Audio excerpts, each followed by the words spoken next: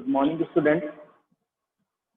Welcome to class 11, Microeconomics, chapter number 2, part B, Consumer Equilibrium through Indifference Curve Analysis. Chapter number 2 बेटा part भी क्या है हमारा? Consumer equilibrium through indifference curve analysis. Consumer equilibrium determine करना है indifference curve analysis के through या indifference curve analysis की हेल्प से. तो व्हाट इज कंज्यूमर इक्विलिब्रियम? क्या था कंज्यूमर इक्विलिब्रियम? एक ऐसी सिचुएशन जहां पर कंज्यूमर आके रुक जाए, जहां पर कंज्यूमर की इंटेंशन ना हो अपनी पोजीशन को चेंज करने की. तो वो सिचुएशन या वो पोजीशन लेवल कौन सा होगा? तो the level at which the consumer will stop and he does not have any intention to change his level is the level where he gets maximum satisfaction, जहां पर उसे सबसे ज्यादा सेटिस्फैक्शन मिल जाएगा. देन आपने फिर यूटिलिटी अप्रोचेस पढ़े थे, cardinal utility and ordinal utility. Cardinal में आपने पढ़ा था कि यूटिलिटी जो है वो नंबर्स की फॉर्म में मेजर हो सकती है, बट ऑर्डिनल में आपने कहा utility cannot be measured in terms of number, it can only be rank. वो सिर्फ रैंक हो सकती है. तो here in part B, consumer equilibrium through indifference curve analysis, we are going to study ordinal utility approach. जब हम indifference curve analysis कर रहे हैं, that means we are studying ordinal utility approach. हम ordinal utility approach पढ़ रहे हैं बेटा. तो कल हमने क्या पढ़ा था? yesterday we have learned consumption bundle. what was consumption bundle? क्या था consumption bundle? combination of quantities of two goods. combination of quantities of two goods. दो गुड्स की क्वांटिटीज के कॉम्बिनेशन. तो हम ध्यान रखेंगे हमेशा इस चैप्टर में we are going to consume always the combination of two goods. हम यहाँ पर हमेशा दो गुड्स के कॉम्बिनेशन की बात करेंगे. तो the combination of quantities of two goods is known as consumption bundle. वो कंजम्पशन बंडल होगा.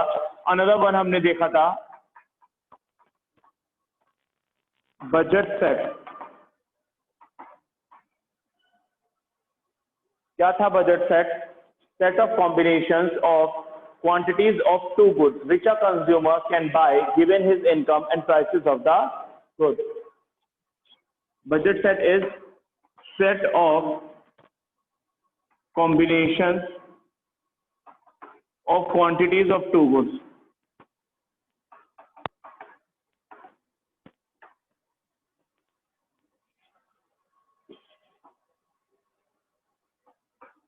which the consumer can buy given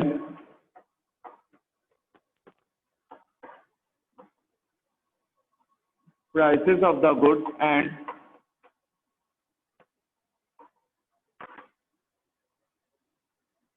income of the consumer. तो बजट सेट क्या है बेटा? सेट आपने भी ऊपर कंजम्पशन बंडल भी पढ़ा. Combination of quantities of two goods. अब दो गुड्स की क्वांटिटीज के कॉम्बिनेशन डिफरेंट हो सकते हैं, बहुत सारे कॉम्बिनेशंस बन सकते हैं. तो उन सभी कॉम्बिनेशंस का सेट, अगर उन सभी कॉम्बिनेशंस को जोड़ दे, मतलब उन सभी कॉम्बिनेशंस का एक बंडल बना ले, एक सेट बना ले, तो वो है हमारा budget set.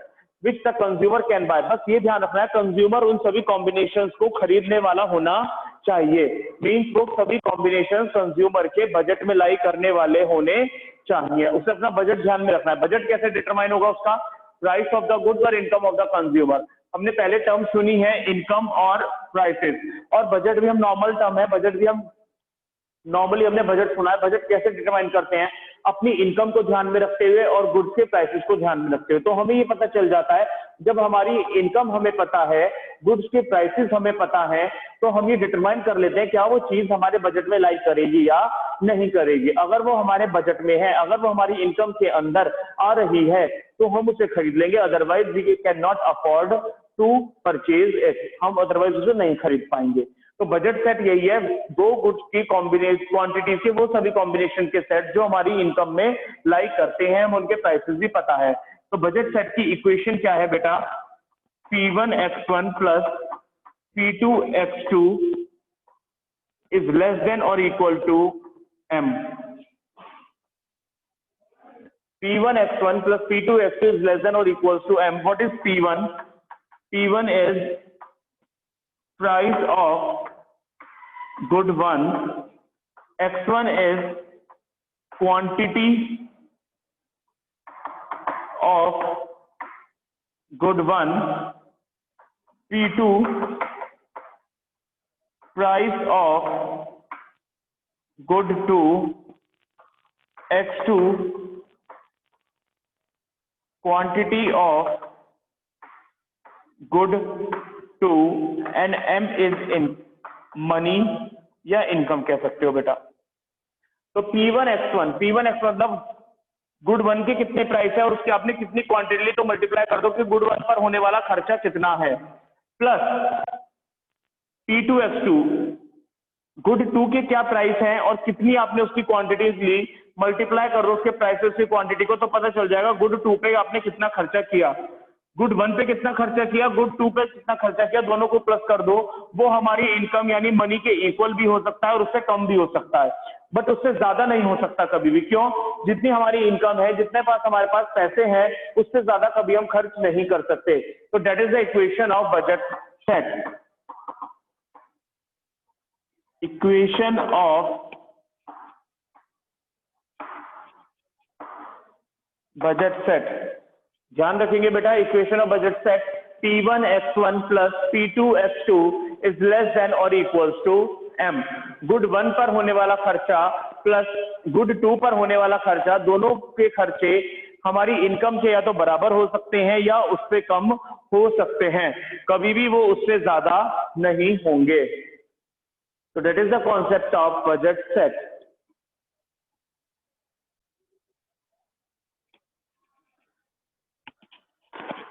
Next we have the concept of budget line.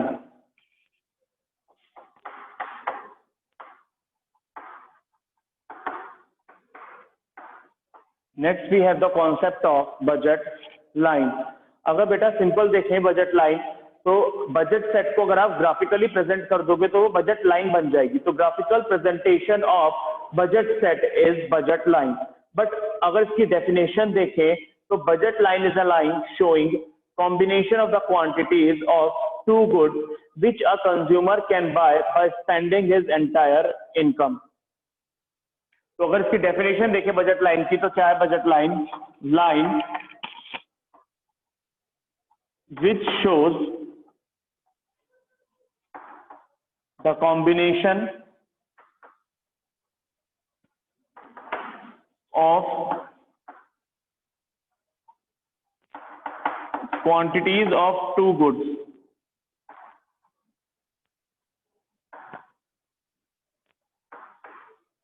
which a consumer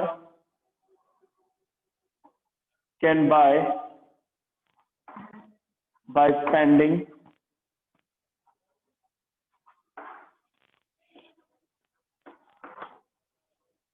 his entire income। दो गुड्स की क्वांटिटीज के वो सभी कॉम्बिनेशंस ऐसे जिस पर कंज्यूमर की पूरी इनकम खर्च हो जाएगी। अगर आप उसे ग्राफिकली बना दोगे तो वो बजट लाइन होगी बेटा। दो गुड्स की क्वांटिटीज के वो सभी कॉम्बिनेशंस जिनको खरीदने पर कंज्यूमर की एंटायर इनकम स्पेंड हो जाएगी, कंज्यूमर की सारी इनकम खत्म हो जाएगी, खर्च हो जाएगी, तो वो लाइन हमारी बजट लाइन होगी। तो इसमें कंडीशन है बेटा, दोनों गुड्स का एक्सपेंडिचर हमेशा इक्वल होना चाहिए इनकम ऑफ द कंज्यूमर के। तो हम ये कह सकते हैं expenditure on two goods, expenditure on two goods must be equal to the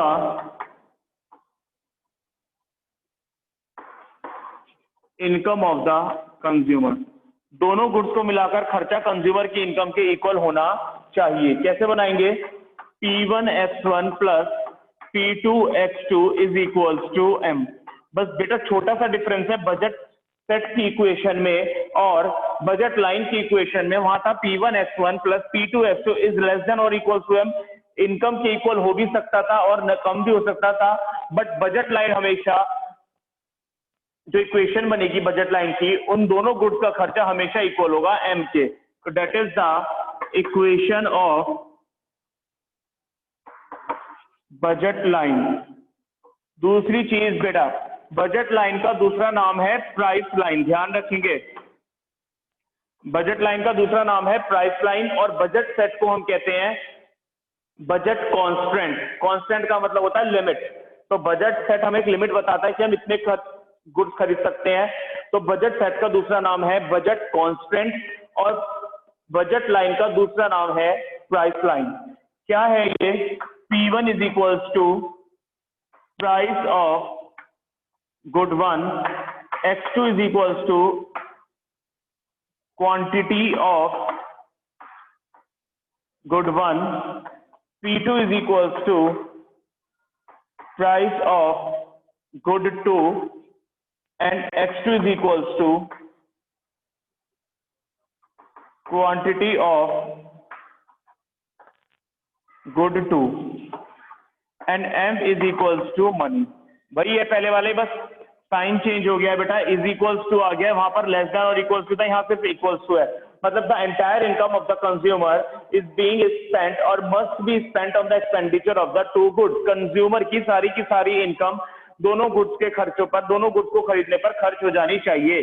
P1X1 का मतलब है गुड वन के प्राइस और गुड वन की क्वांटिटी, कि आप कितने प्राइस पर कितनी क्वांटिटी खरीद रहे हो, तो मल्टीप्लाई कर दो दोनों की, तो पता चल जाएगा गुड पर होने वाला खर्चा। P2X2 गुड 2 के प्राइस, गुड 2 की क्वांटिटी, कितने प्राइस पर आप गुड 2 की कितनी क्वांटिटी खरीद रहे हो, मल्टीप्लाई कर दो क्वांटिटी की प्राइस पे, तो पता चल जाएगा गुड 2 पर होने वाला खर्चा, is equals to M. M का मतलब है इनकम। गुड 1 पर किया जाने वाला खर्चा प्लस गुड 2 पर किया जाने वाला खर्चा, दोनों को प्लस समेशन करके, दोनों को प्लस करके वो इक्वल होना चाहिए एम के, डेट इज द मनी और income of the consumer. Means consumer की सारी इनकम खर्च हो जानी चाहिए। किस पर खर्च हो जानी चाहिए बेटा? दोनों गुड्स के कॉम्बिनेशन को खरीदने पर वो खर्च हो जाना चाहिए। तो that is the concept of budget line. बस ये ध्यान रखना है, बजट लाइन का दूसरा नाम प्राइस लाइन होता है, और बजट सेट का दूसरा नाम प्राइस कांस्टेंट भी होता है, या बजट कांस्टेंट होता है।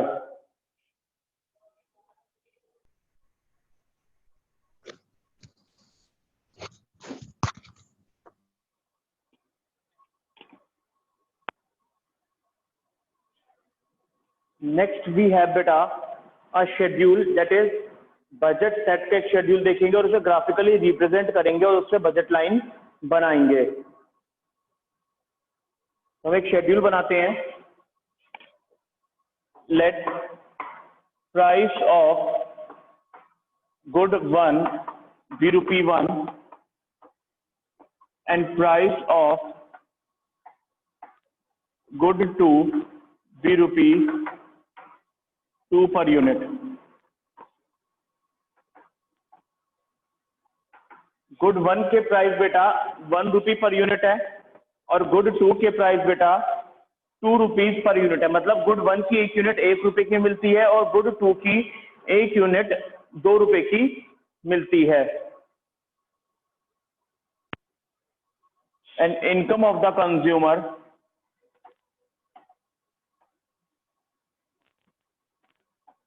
be ₹60। और हम ये मानकर चल रहे हैं कंज्यूमर के पास कितने पैसे हैं? ₹60। कंज्यूमर की इनकम ₹60 है, उसके पास ₹60 हैं, और गुड 1 की एक यूनिट ₹1 की मिलती है, और गुड 2 की एक यूनिट ₹2 की मिलती है। हाइपोथेटिकल शेड्यूल है, इमेजिनेशन बेस्ड है। Combination A, combination B, combination C और combination D। Good 1, good 1, good 2, good 1 है, गुड 2 है।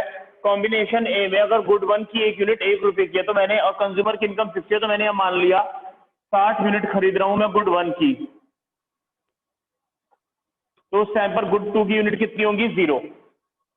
If good 1 is available at ₹1 per unit, और मेरे पास ₹60 और गुड 1 की एक यूनिट ₹1 की है, तो तो मैंने कॉम्बिनेशन ए में सारा का सारा गुड 1 खरीदा और गुड 2 टाइम पर 0 हो गया। देन कॉम्बिनेशन बी की अगर मैं बात करूं, अब मैं इंक्रीज करना शुरू करूंगा, मैं गुड 2 को भी लूंगा। अब मैंने गुड 2 की सपोज 10 यूनिट्स ले ली, गुड 2 की अगर 10 यूनिट्स लूंगा और 1 यूनिट 2 रुपए की है तो इस पर खर्च होंगे टोटल 20 रुपीज। 60 में से बेटा अगर 20 खर्च हो गए तो बचे कितने 40, तो 40 रुपीज की मैं क्या लूंगा गुड 1 अगर 40 रुपीज का लूंगा और 1 यूनिट उसकी 1 रुपए की है तो कितनी यूनिट्स आएंगी 40 यूनिट्स आ जाएंगी। देन कॉम्बिनेशन सी,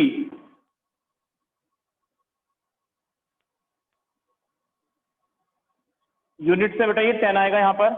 कॉम्बिनेशन सी में अब मैं इसकी 20 यूनिट्स लूंगा, गुड 2 की अगर मैं 20 यूनिट्स लूँ, 20 यूनिट्स अगर 2 रुपए की 1 यूनिट है तो 40 रुपीज खर्च हो गए और 20 यूनिट्स ली गुड 2 की, अगर 60 में से 40 खर्च हो गए तो बचे कितने 20, तो कॉम्बिनेशन सी में गुड 1 की कितनी यूनिट आएंगी 20 ही आएंगी।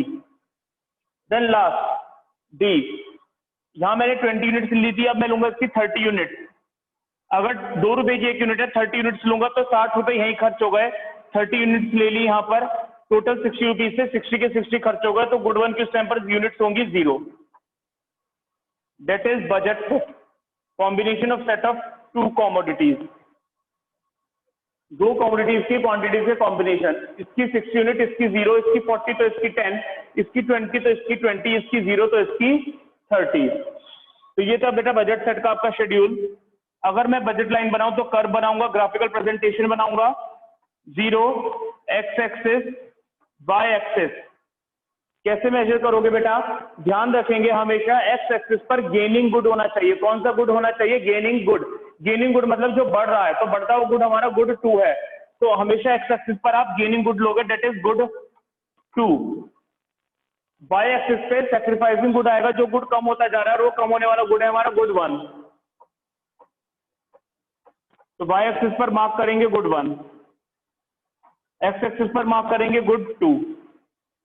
10 का डिफरेंस ले लें, 10, 20, 30, 40, 50 और 60, ऐसे यहाँ पर 10, 20, 30, 40, 50, 60। गुड 1 जब 60 है तो गुड 2 0 है, that is the point. Good 1 जब 60 है तो गुड 2 0 है, ये वाला पॉइंट बनेगा।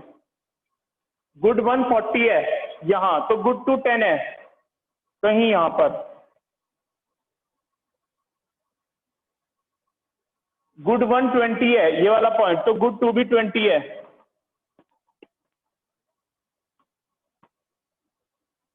ये वाला पॉइंट। गुड 1 0 है ये और गुड 2 30 है ये वाला पॉइंट। तो हमें पॉइंट्स मिल गए। इन पॉइंट्स को अगर आप ज्वाइन कर दोगे तो बेटा एक स्ट्रेट लाइन ज्वाइन होगी, A, point B, point C, point D. ये कॉम्बिनेशन रिफ्लेक्ट कर रहे हैं, combination A, combination B, combination C और कॉम्बिनेशन डी। कॉम्बिनेशन ए में क्या है 60 और 0, गुड 1 की 6 यूनिट, गुड 2 के 0। कॉम्बिनेशन बी में क्या है गुड 1 की 40 यूनिट, गुड 2 की 10। कॉम्बिनेशन सी में क्या है गुड 1 की 20 यूनिट, गुड 2 की 20 यूनिट। कॉम्बिनेशन डी में क्या है गुड 1 की 0 और गुड 2 की 30 यूनिट। तो दैट इज बजट लाइन, ये बजट लाइन है या प्राइस लाइन कह सकते हो इसे। बजट लाइन और price line one and the same thing, एक ही नाम है दोनों के। तो ये बजट लाइन है और ये प्राइस लाइन है। अब अगर आप देखोगे बेटा तो हमने कहा था बजट लाइन क्या है, एक लाइन जो 2 गुड्स की क्वांटिटीज के कॉम्बिनेशन बताएगी। ये वो 2 गुड्स की क्वांटिटीज के combination on this the entire income is being spent, जिस पर सारी की सारी इनकम खर्च हो जाएगी। अगर इसकी तुमने यूनिट्स की बात करें 60 यूनिट्स ली तो 60 इंटू 1 60 रुपीज और ये 0 है। 40 इंटू 1 40 और 10 इंटू 2 20, 40 और 20 60, पूरी इनकम खर्च हो गई हर लेवल पर। 20 इंटू 1 20, 20 इंटू 2 40, 40 और 20 60, फिर से खर्च हो गई सारी income. 0 into 1 0, 30 into 2 60 and the answer is 60। तो हर लेवल ऑफ कॉम्बिनेशन पर, हर कॉम्बिनेशन के सेट पर 2 गुड्स की क्वांटिटीज पर होने वाला खर्चा इनकम के इक्वल है। मतलब पूरी की पूरी हर कॉम्बिनेशन पर इनकम खर्च हो रही है। तो बजट लाइन बनाते टाइम पर बेटा ये जरूर ध्यान रखना है कि पूरी इनकम खर्च हो जानी चाहिए। The entire income of the consumer is being spent on the expenditure of the 2 goods. 2 goods पर के खर्चे पर पूरी की पूरी इनकम खर्च हो जानी चाहिए। तो जब आप उसको ग्राफिकली प्रेजेंट कर दोगे तो एक स्ट्रेट लाइन ड्रॉ होगी from left to right, left से राइट की तरफ जाते हुए। That line is known as budget line और प्राइस लाइन। तो ये बताएगा कि इस लाइन पर हमारे जो कॉम्बिनेशन है वो हमारे बजट में लाई करते हैं। दूसरी बात, एक्स एक्सिस और वाई एक्सिस जब आप लेबलिंग करोगे तो हमेशा ध्यान रखोगे एक्स एक्सिस पर आप गेनिंग गुड लोगे। गेनिंग गुड का मतलब होता है बेटा बढ़ता हुआ गुड, तो ये वाला गुड बढ़ता जा रहा है तो गुड 2 आएगा। वाई एक्सिस पर आप सेक्रीफाइसिंग गुड लोगे यानी कम हो रहा है, ये वाला गुड 1 कम हो रहा है तो यहाँ पर आप लेबल करोगे गुड 1। तो that is the concept of budget set, budget line with graphical presentation and it's schedule.